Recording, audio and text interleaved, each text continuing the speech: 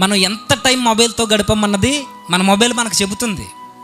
ఈ మొబైల్ చెబుతుంది నువ్వు ఎక్కడ టైం ఎక్కువ స్పెండ్ చేస్తున్నావు. యూట్యూబ్లో 4 గంటలు, ఫేస్బుక్లో 4 గంటలు, ఇన్స్టాగ్రామ్లో 5 గంటలు. దేన్ని ఎక్కువ ప్రేమిస్తున్నావు? ఈ 3 యాప్లని ప్రేమిస్తున్నావు నువ్వు. వాట్సాప్లో గంటలు చాటింగ్లు, దీన్ని ప్రేమిస్తున్నావు నువ్వు. మరి పట్టుమని 10 నిమిషాలు నువ్వు ప్రభువు దగ్గర మోకరలు లేకపోతున్నావు అంటే ప్రభువుని ప్రేమిస్తున్నావని నువ్వు ఎలా చెప్పగలుగుతున్నావు? ఇది మోసపూరితమైన ప్రేమనిది. కనీసం బైబిల్ దగ్గర ఒక అరగంట గడపగలుగుతున్నామా? మోకాళ్ళు వేసి ప్రభువుతో ఒక పావు గంట గడపగలుగుతున్నామా? ఇది సీరియల్కి ఇచ్చినంత టైం కాదు, ఒక అరగంట పావు గంట.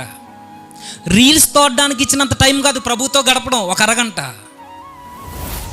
మనం బయటికి వెళ్ళి టీ దాగుని వచ్చినంత టైం కాదు, ఒక పావు గంట ప్రభు సన్నిధిలో మోకాలేసి ప్రభు దగ్గర మనం గోజాడ్డాం. కానీ మనకి ప్రభువుతో గడపాలి అని అనిపించట్లేదు అని అంటే మీరు బాధపడిన అంటున్నాను, మనం ప్రభువుని ప్రేమించట్లేదు.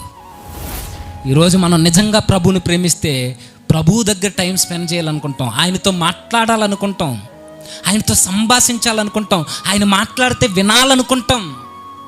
గంటలు అర్ధరాత్రులు ఫోన్లు మాట్లాడతారే ఈ లవర్స్, ఏం మాట్లాడరు, మ్యాటర్ ఏమి ఉండదు, కానీ ఆ మాటలు వినాలనిపిస్తుంది, ఏమీ లేకపోయినా వినాలనిపిస్తుంది.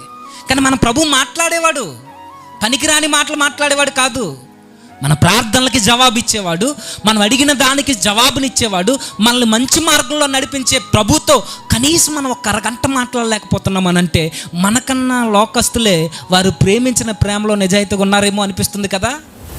అది వ్యామోహమైన, అది స్వార్థపూరితమైన ప్రేమ అయినా, ఇది నిస్వార్థమైన ప్రేమలో మనం గడపలేకపోతున్నాము అని అంటే మనం ఫెయిల్యూర్.